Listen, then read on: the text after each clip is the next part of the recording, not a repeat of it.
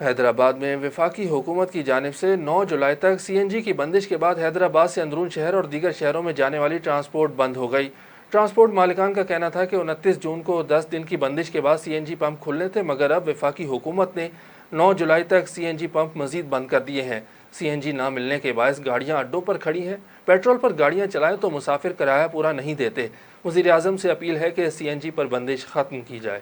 حیدرآباد وفاقی حکومت کی جانب سے 9 جولائی تک سی این جی کی بندش کے بعد حیدرآباد سے اندرون شہر بدین، میرپور خاص، ٹنڈولیار اور دیگر شہروں میں جانے والی ٹرانسپورٹ بند ہو گئی۔ ٹرانسپورٹ مالکان کا کہنا تھا کہ 29 جون کو 10 دن کی بندش کے بعد سی این جی پمپ کھلنے تھے، مگر اب وفاقی حکومت نے 9 جولائی تک سی این جی پمپ مزید بند کر دیے ہیں۔ سی این جی نہ ملنے کے باعث گاڑیوں اڈوں پر کھڑی